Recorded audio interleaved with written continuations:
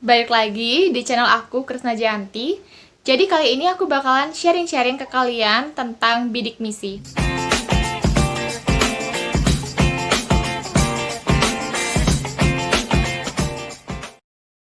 Nah, kali ini aku mau sharing tentang 6 tips untuk lolos beasiswa bidik misi. Di sini aku adalah salah satu mahasiswa penerima bidik misi di tahun 2018.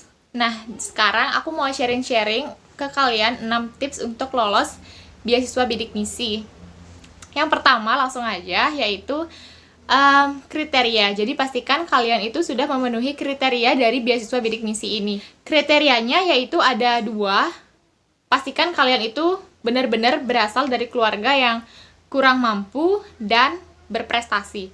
Nah, keluarga kurang mampu itu yang gimana sih? Jadi keluarga yang kurang mampu itu apabila kalian punya kartu Indonesia Pintar itu termasuk kurang mampu, dan apabila tidak punya itu tidak masalah karena dulu waktu aku daftar beasiswa bidik misi ini juga aku tidak punya kartu Indonesia Pintar. Tapi selain syarat tersebut, kurang mampu ini artinya syaratnya itu apabila keluarga kalian gabungan dari gaji orang tua kalian itu tidak melebihi dari 4 juta per bulannya, atau gabungan kedua orang tua kalian atau wali dibagi jumlah anggota keluarga itu tidak melebihi 750.000 per bulannya. Dan pastikan juga tingkat pendidikan dari orang tua kalian itu tidak melebihi dari S1 dan D4. Nah, kemudian untuk berprestasi, di sini sebenarnya banyak banget yang bertanya berprestasi apabila dia itu tidak merasa bahwa dirinya itu berprestasi atau tidak pernah ikut lomba atau tidak pernah mendapatkan kejuaraan dalam ikut lomba, apakah itu termasuk berprestasi atau tidak? Jadi menurutku di permasalahan berprestasi ini sebenarnya kalau nilai rapot kalian udah baik-baik aja atau ada peningkatan, itu sudah cukup dikatakan berprestasi. Karena dulu waktu aku daftar beasiswa bidik misi ini, jujur aja aku sama sekali nggak punya prestasi. Karena waktu aku ikut lomba, aku sama sekali nggak ada yang namanya dapat kejuaraan. Jadi dulu aku orangnya akademik banget. Nggak ikut yang namanya organisasi di SMK seperti OSIS atau PMR. Aku sama sekali nggak ikut organisasi di SMK karena aku emang akademik, bener-bener ngurusin nilai aja kerjaanku waktu SMK. Dan bagiku sih, bagi kalian yang nggak punya sertifikat kejuaraan, itu nggak masalah untuk mencoba untuk daftar di bidik misi ini. Karena buktinya aja, dulu aku sama sekali nggak ada melampirkan sertifikat lomba, dan ternyata aku juga lolos. Tapi satu yang perlu kalian pastiin, yaitu nilai kalian, nilai rapotnya itu di grafiknya itu ada peningkatan gitu, dari semester 1 ke semester 6. Kayak ada peningkatan dari nilai yang misalnya di semester 1 kalian 80, terus di semester selanjutnya itu ada peningkatan kayak berjenjang gitu jadinya. Kemudian ada tips yang kedua, yaitu persiapkan berkas dengan lengkap. Nah, seperti yang kalian tahu, berkas-berkas yang diperlukan untuk mendaftar bidik misi itu banyak banget. Jadi perlu kalian persiapkan jauh-jauh hari agar di H-1 itu nggak kebablasan, kalian bingung untuk mengumpulkan berkasnya. Jadi berkas yang diperluin itu seperti fotokopi nilai rapot kalian, kemudian ada foto diri kalian, foto terbaru ya pastinya, kemudian ada KIP atau Kartu Indonesia Pintar apabila kalian punya, dan apabila kalian yang nggak punya ini, bisa kalian minta SKTM. Ya, SKTM atau surat keterangan tidak mampu dari desa atau kelurahan tempat tinggal kalian. Kemudian yaitu ada tagihan listrik per bulan dan juga tagihan air pastinya. Kemudian ada foto rumah kalian. Dan ini juga ingat, foto rumah kalian ya, bukan foto rumah tetangga kalian atau foto rumah siapa, karena di sini banyak banget kasus-kasus di bidik misi ini bagi mereka yang memanipulasi foto dari rumah, karena banyak banget mereka malah memfoto rumah-rumah tetangga mereka atau rumah-rumah siapa mungkin yang terlihat kurang mampu dan mereka menganggap bahwa itu foto rumah mereka, padahal bukan. Dan ini benar-benar suatu kecurangan bagi mereka yang sebenarnya mampu tapi nekat untuk mendaftar bidik misi. Kemudian yaitu ada foto keluarga, yang jelas ini merupakan foto keluarga yang lengkap dan fotonya benar-benar jelas ya. Kemudian yaitu ada tagihan PBB, yaitu tagihan pajak bumi dan bangunan kalau nggak salah. Ini berkaitan dengan tanah ya.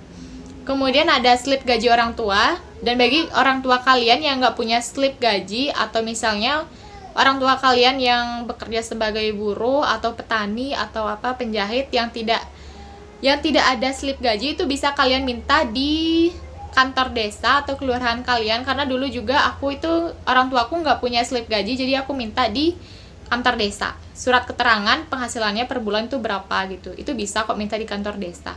Nah, jadi itu aja berkas-berkas yang diperlukan, dan ingat, berkas-berkas ini perlu kalian arsipkan. Jadi setiap kalian ada mengumpulkan berkas, itu perlu kalian punya arsipnya untuk diri kalian pribadi, karena suatu saat nanti pasti bakalan diperluin lagi. Oke.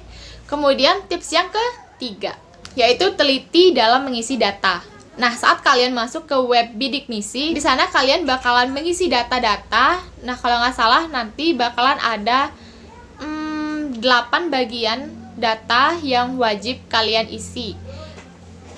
Di sini aku udah catet data-data yang perlu kalian isi. Itu misalnya seperti yang pertama itu tentang biodata diri kalian sendiri. Ini merupakan data yang paling mudah kalian isi, karena ini menyangkut diri kalian pribadi seperti nama, tanggal lahir, alamat, dan lain-lainnya tentang biodata diri kalian. Kemudian juga ada kondisi ekonomi. Jadi di kondisi ekonomi ini isinya penghasilan orang tua kalian, tabungan keluarga, hutang piutang, atau apapun itu yang menyangkut tentang perekonomian di keluarga kalian. Kemudian juga ada data keluarga, yaitu berisi status kalian dan keluarga kalian semuanya. Kemudian ada data prestasi. Nah, di sini data prestasi ini tidak diwajibkan, karena seingatku dulu aku di data prestasi ini aku kosongkan, karena di data prestasi aku hanya punya prestasi juara umum di sekolah, dan di sana tidak ada kategorinya, jadi aku kosongin aja. Dan kemudian ada kondisi rumah. Kondisi rumah ini isinya ya menyangkut keseluruhan dari rumah kalian. Lantainya apa, dindingnya gimana, dinding rumah itu juga ditanya ya. Kemudian luasnya berapa, luas tanah, luas bangunan, dan kita juga melampirkan foto ya, semua hal tentang rumah kalian.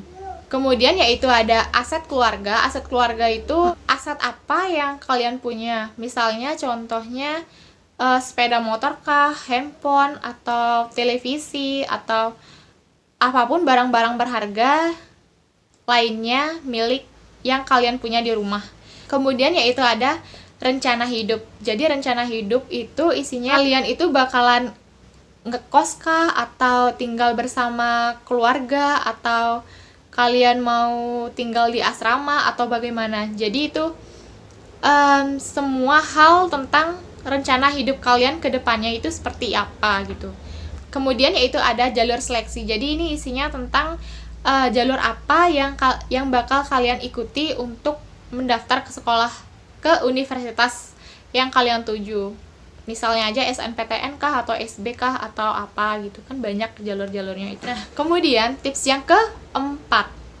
Tips yang keempat yaitu pilihlah jurusan yang tepat. Nah, jurusan yang tepat itu yang dimaksudkan yaitu jurusannya itu linier atau sejalan dengan jurusan yang kalian ambil waktu SMA atau SMK. Kalau di SMA kalian IPA, jadi pilihlah Saintek. Kalau kalian IPS, pilihlah Soshum kayak gitu.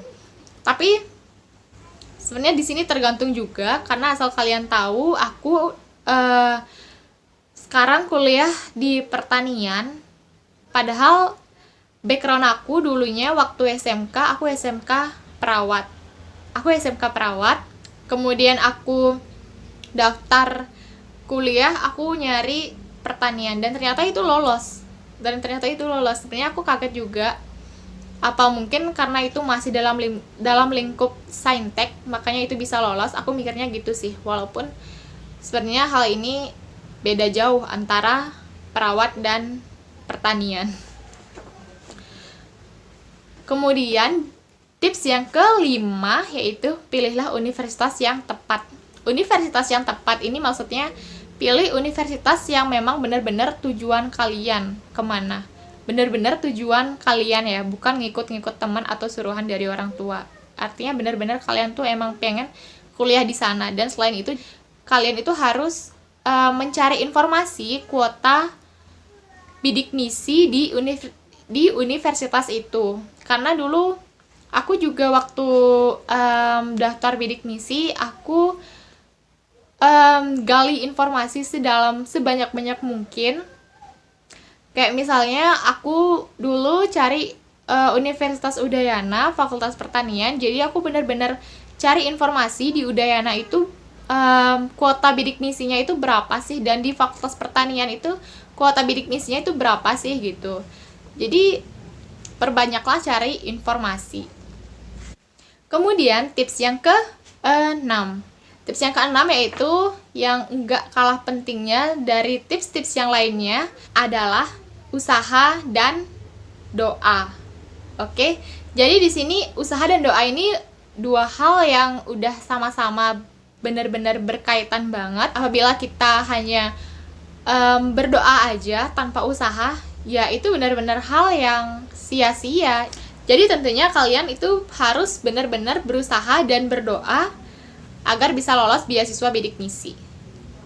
Jadi mungkin itu aja sharing-sharing dari aku untuk beasiswa bidik misi, dan maaf kalau konten ini di tahun 2020 bisa dibilang terlambat karena aku buat konten ini setelah pendaftaran bidik misi berlalu beberapa bulan yang lalu. Jadi aku buat konten ini setelah pendaftaran bidik misi selesai.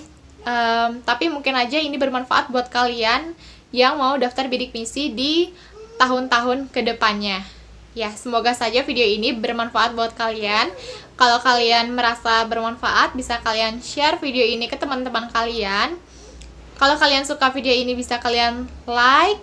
Kalau kalian ada pertanyaan, bisa kalian tulis di kolom komentar. Nanti pasti bakalan aku jawab. Dan yang terakhir, jangan lupa buat subscribe channel aku ini. Oke? Bye-bye. Makasih.